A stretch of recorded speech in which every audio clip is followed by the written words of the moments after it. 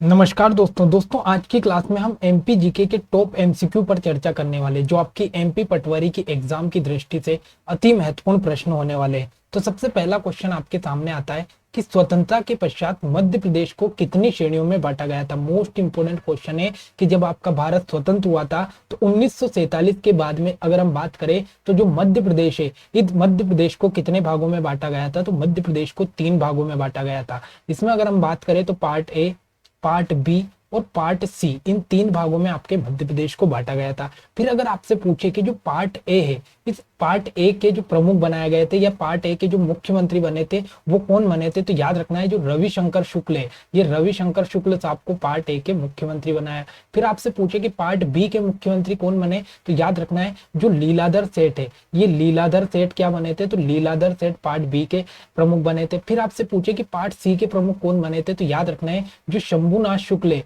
शंभुनाथ शुक्ल को पार्ट सी के प्रमुख बनाए थे। तो याद रखना है जो स्वतंत्रता के पश्चात अगर हम बात करें तो मध्य प्रदेश को 3 भागों में बांटा गया था, पार्ट ए, बी और सी। इस क्वेश्चन का right answer option number A होगा, ठीक है। और मैंने आपको ये भी बता दिया कि पार्ट ए के प्रमुख कौन थे, बी के और सी के प्रमुख कौन थे। अगला क्वेश्चन आपके सामने आता है कि मध्य प्रदेश के गठन के पहले जो पार्ट ए की राजधानी थी वो क्या थी। मोस्ट इंपोर्टेंट क्वेश्चन है। अब मैंने अभी आपको 3 पार्ट बताए थे, पार्ट ए, पार्ट बी और पार्ट सी। अगर आपसे पूछे कि जो पार्ट ए है इसकी राजधानी क्या थी, तो याद रखना है पार्ट ए की राजधानी थी नागपुर। फिर आपसे पूछे कि जो आपका पार्ट बी है, इस पार्ट बी की राजधानी क्या थी, तो याद रखना है इसकी 2 राजधानियां थी। 6 महीने के लिए इंदौर थी और 6 महीने के लिए क्या थी, तो ग्वालियर थी। ये बात मोस्ट इंपोर्टेंट याद रख लेना कि जो आपका पार्ट बी है, इस पार्ट बी की 2 राजधानियां थी, एक तो इंदौर और एक ग्वालियर। फिर बात करें पार्ट सी की, तो पार्ट सी की जो राजधानी थी वो रीवा थी। Most important question. तो यहाँ पर क्वेश्चन में आपसे पार्ट ए की राजधानी पूछा है, तो पार्ट ए की राजधानी ऑप्शन नंबर सी नागपुर थी। मोस्ट इंपोर्टेंट क्वेश्चन यहाँ से बन सकता है।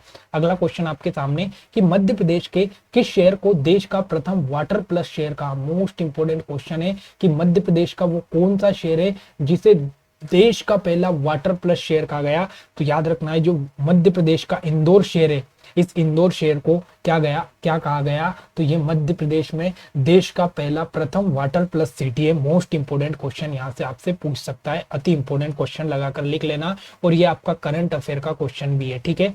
अगला, कौन सुमेलित नहीं है। मोस्ट इंपोर्टेंट क्वेश्चन है, यहाँ पर आपको बताना है कि कौन सुमेलित नहीं है, यानी कि कौन गलत है। तो सबसे पहले अगर हम बात करें कि जो मध्य प्रदेश की संस्कार राजधानी है, तो ये बताया गया जबलपुर, तो ये बिल्कुल सही बात है। फिर आपसे पूछे कि मध्य प्रदेश की खेल राजधानी क्या है, तो इंदौर है, ये भी बिल्कुल सही बात है। आपसे पूछे कि मध्य प्रदेश की ऊर्जा राजधानी क्या है, तो सिंगरौली है, ये भी बिल्कुल सही बात है। और अगर आपसे पूछे कि मध्य प्रदेश की ग्रीष्मकालीन राजधानी क्या है, तो ये शिवपुरी नहीं है। Most important question, Madhya Pradesh की जो ग्रीष्मकालीन राजधानी है ये क्या है, तो ये पंचमढ़ी है, पंचमढ़ी है। मोस्ट इंपोर्टेंट क्वेश्चन है, तो याद रखना है ऑप्शन नंबर जो डी है ये गलत है, मतलब इसका right answer option number D होगा। मध्य प्रदेश की जो ग्रीष्मकालीन राजधानी है ये पंचमढ़ी है, ना कि शिवपुरी है, याद रखना है। अगला क्वेश्चन कि मध्य प्रदेश राज्य का लिंग अनुपात लगभग किस जिले के लिंग अनुपात के बराबर है। मोस्ट इंपोर्टेंट क्वेश्चन है, याद रखना है। सबसे इंपोर्टेंट बात तो ये है कि जो आपका मध्य प्रदेश है, इस मध्य प्रदेश का लिंग अनुपात अगर आपसे पूछे तो कितना है, तो याद रखना है 931 मध्य प्रदेश का लिंग अनुपात है। फिर आपसे ये पूछा गया कि मध्य प्रदेश का वो कौन सा जिला है जिसका लिंग अनुपात मध्य प्रदेश के लिंग अनुपात के बराबर है, तो याद रखना है जो मध्य प्रदेश का रीवा जिला है, इस रीवा जिले का जो लिंग अनुपात है वो भी कितना है, तो वो भी 931 ही है। मतलब ये जो लिंग अनुपात है ये मध्य प्रदेश के लिंग अनुपात के बराबर है।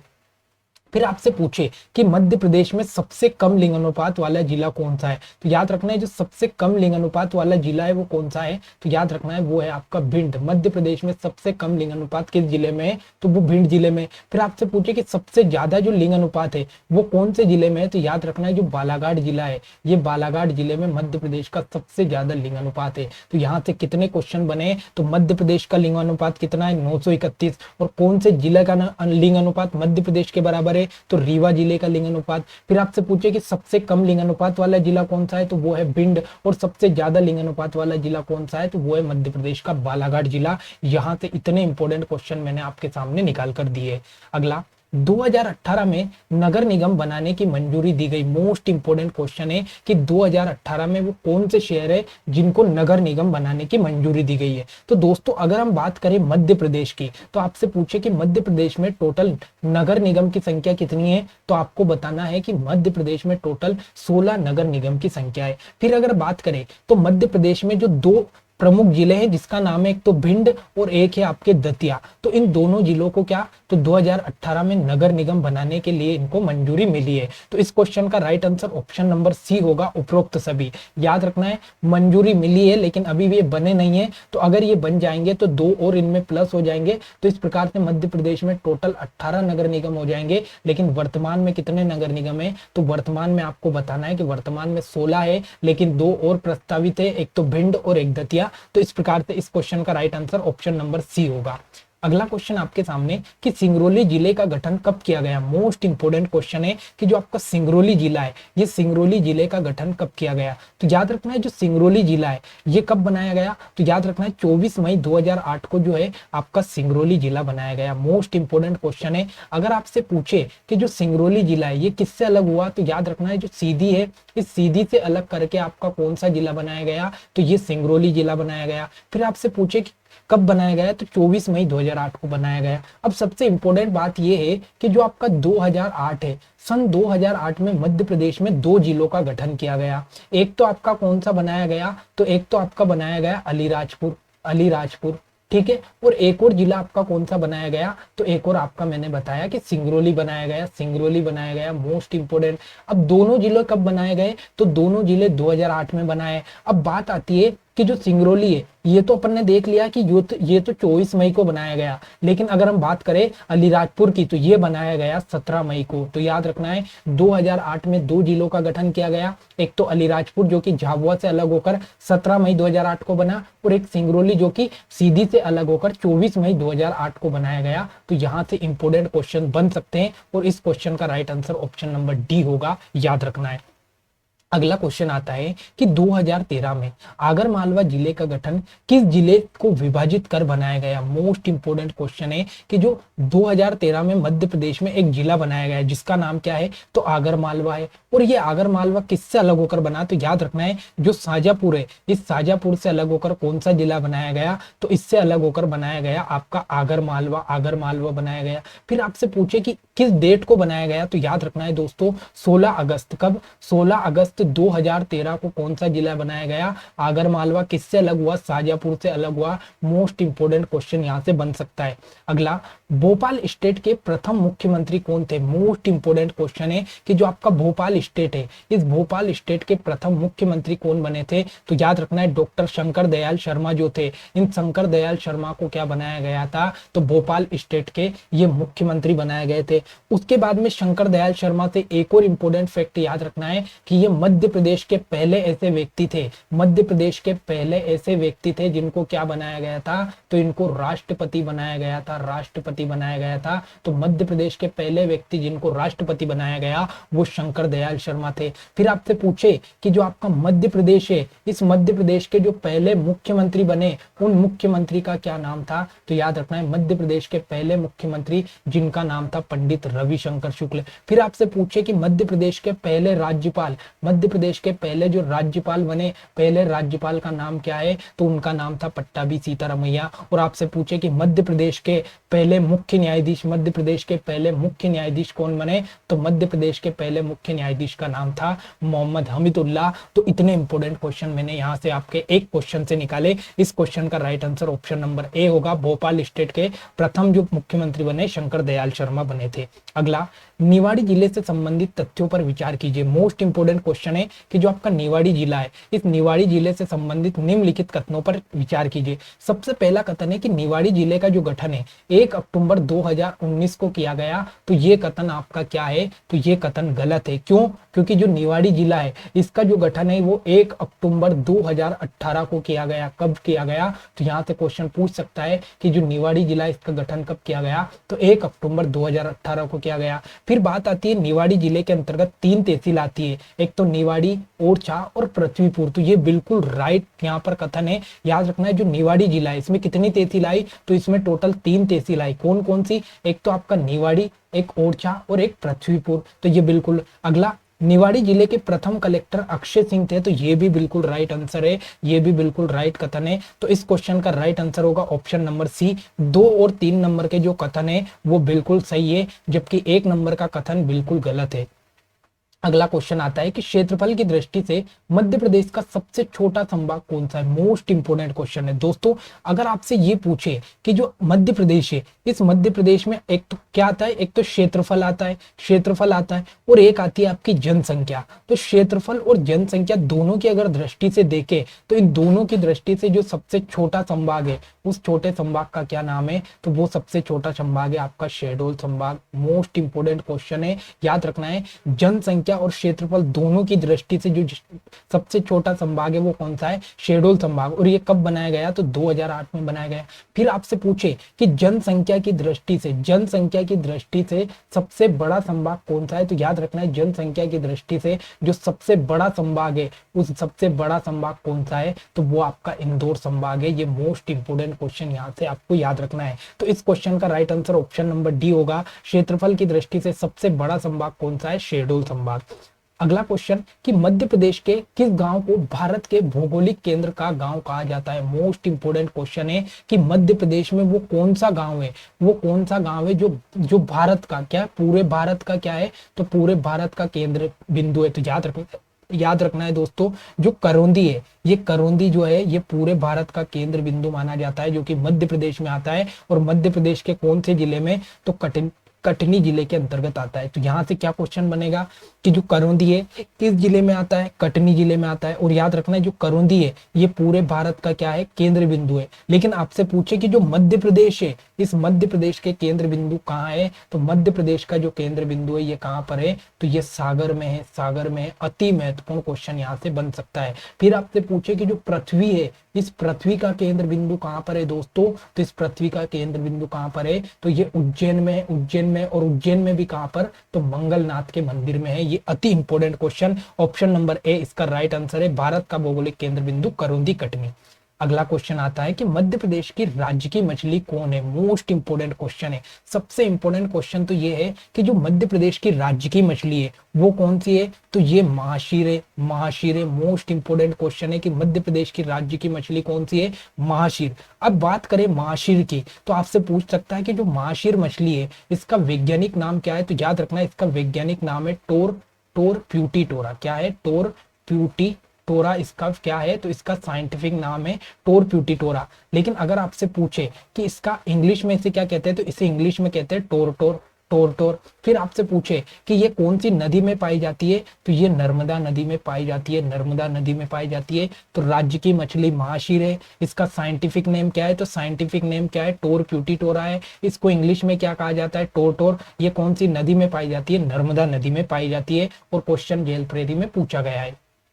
अगला क्वेश्चन, कर्क रेखा मध्य प्रदेश के किस पठार को 2 भागों में बांटती है। मोस्ट इंपोर्टेंट क्वेश्चन है। एक तो सबसे इंपोर्टेंट क्वेश्चन तो ये याद रखना है कि मध्य प्रदेश से कौन सी रेखा गुजरती है, तो मध्य प्रदेश से एक रेखा गुजरती है जिसका नाम है कर्क रेखा। और अगर हम बात करें कर्क रेखा की, तो ये कर्क रेखा 23.5 डिग्री कहां पर, 23.5 डिग्री कहां पर है, तो 23.5 डिग्री उत्तरी अक्षांश में। उत्तरी अक्षांश में कौन सी रेखा है, कर्क रेखा है। ये मध्य प्रदेश से गुजरती है। फिर आपसे पूछे कि जो कर्क रेखा है ये मध्य प्रदेश के कितने जिलों से होकर गुजरती है, तो मध्य प्रदेश के टोटल 14 जिलों से होकर गुजरती है। फिर आपसे पूछे कि मध्य प्रदेश के कौन से पठार को 2 बराबर भागों में बांटती है, तो मध्य प्रदेश का जो मालवा का पठार है, इस मालवा के पठार को जो कर्क रेखा है ये 2 बराबर भागों में बांटती है। मोस्ट इंपोर्टेंट क्वेश्चन है। और यहाँ पर एक इंपोर्टेंट फैक्ट और लिखो कि जो मालवा का पठार है ये मध्य प्रदेश का सबसे बड़ा पठार है, जो कि 28% भाग पर फैला हुआ है। फिर आपसे पूछे कि मालवा के पठार में कौन सी मिट्टी पाई जाती है, तो इसमें काली मिट्टी पाई जाती है, काली मिट्टी पाई जाती है।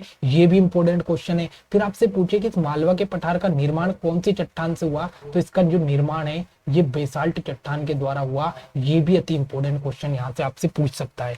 अगला क्वेश्चन कि मध्य प्रदेश की सबसे ऊंची चोटी, अति इंपॉर्टेंट क्वेश्चन है कि जो मध्य प्रदेश है, इस मध्य प्रदेश की सबसे ऊंची चोटी कौन सी है, मोस्ट इंपॉर्टेंट क्वेश्चन है। तो दोस्तों याद रखना है, जो मध्य प्रदेश की सबसे ऊंची चोटी है वो है धूपगढ़ की चोटी, और इसकी ऊंचाई कितनी है, 1350 मीटर इसकी ऊंचाई। ये मोस्ट इंपॉर्टेंट क्वेश्चन है कि मध्य प्रदेश की सबसे ऊंची चोटी कौन सी है, धूपगढ़ की चोटी है। फिर आपसे पूछे कि धूपगढ़ की चोटी की ऊंचाई कितनी है, तो 1350 मीटर है। फिर आपसे पूछे कि जो सिगार है ये कौन से पठार में आती है, तो याद रखना है ये मालवा के पठार की सबसे ऊंची चोटी है। मालवा के पठार की सबसे ऊंची चोटी कौन सी है, तो याद रखना है मालवा के पठार की सबसे ऊंची चोटी सिगार। इसकी ऊंचाई कितनी है, तो इसकी ऊंचाई 881 मीटर है। ये भी इंपॉर्टेंट क्वेश्चन है, सिगार की ऊंचाई कितनी है, तो 881 मीटर है। फिर आपसे पूछे कि जो सद्भावना चोटी ये किसके अंतर्गत आती है, तो याद रखना है जो विंध्याचल पर्वत श्रेणी है, इस विंध्याचल पर्वत श्रेणी की सबसे ऊंची चोटी कौन सी है, तो ये सद्भावना शिखर है। और इसकी ऊंचाई कितनी है, तो इसकी ऊंचाई 752 मीटर है, 752 मीटर है। ये इंपॉर्टेंट क्वेश्चन यहाँ से आपको याद रखना है।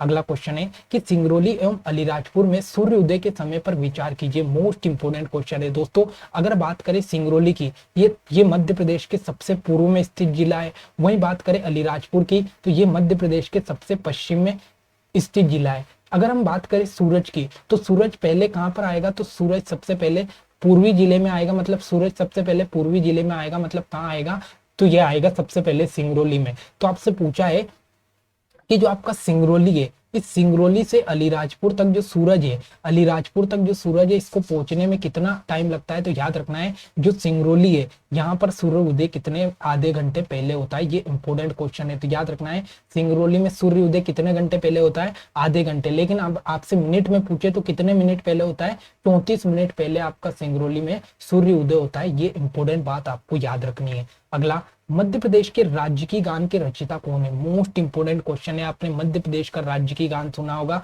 सबका दाता सबका साथी। तो अगर इस राज्य की गान की बात करें तो इसके रचिता कौन है, तो याद रखना है इसके रचिता है Mahesh Srivastava ji. Most important question है कि जो महेश श्रीवास्तव जी है ये मध्य प्रदेश के राज्य की गान के रचिता है। लेकिन अब आपसे पूछे कि मध्य प्रदेश के राज्य की गान के गायक कौन है, ये जो महेश श्रीवास्तव जी है ये तो लेखक हो गए, लेकिन आपसे पूछे कि इसे गाया किसने, तो याद रखना इसके गायक कौन है, तो वो है आपके शान शांतनु मुखर्जी। कौन है, शान शांतनु मुखर्जी इसके क्या है, तो वो है आपके इसके गायक है मुखर्जी। मोस्ट इंपोर्टेंट क्वेश्चन यहाँ से पूछ सकता है।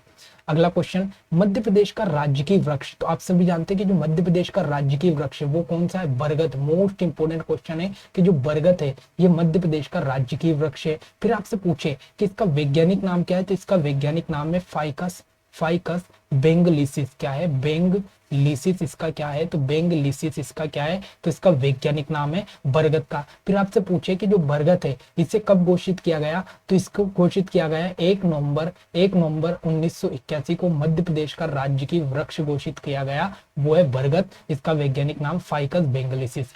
अगला, आचार्य विनोबा भावे ने किसे संस्कार राजधानी की संज्ञा दी। मोस्ट इंपोर्टेंट क्वेश्चन है दोस्तों। अगर हम बात करें आचार्य विनोबा भावे की, तो इन्होंने मध्य प्रदेश के एक जिलों को क्या बोला, तो इन्होंने उसे संस्कार राजधानी दी। और याद रखना है संस्कार राजधानी की संज्ञा किसे दी गई, तो याद रखना है जो जबलपुर है इसे मध्य प्रदेश की संस्कार राजधानी किसने बनाया, तो विनोबा भावे ने बनाया। याद रखना है अगर हम बात करें जबलपुर की, तो जबलपुर को एक तो क्या कहा गया, तो ये संस्कार राजधानी है, संस्कार राजधानी है। और एक और इसको क्या कहा गया, तो ये न्यायिक राजधानी भी है। क्या है, न्यायिक राजधानी भी कहाँ पर है आपकी, तो न्यायिक राजधानी भी कहाँ है, जबलपुर में। क्यों, क्योंकि अगर हम बात करें मध्य प्रदेश का जो हाई कोर्ट है, ये मध्य प्रदेश का हाई कोर्ट कहाँ पर है, तो ये जबलपुर में। फिर बात आती है भोपाल की, तो भोपाल क्या है, ये मध्य प्रदेश की राजधानी है। वहीं अगर बात करें इंदौर की, तो याद रखना है अगर इंदौर की बात करें तो मध्य प्रदेश की जो व्यावसायिक जो राजधानी है, व्यावसायिक राजधानी ये भी इंदौर में। फिर आपसे पूछे कि मध्य प्रदेश की जो खेल राजधानी ये भी कहाँ पर है, तो ये भी इंदौर में है।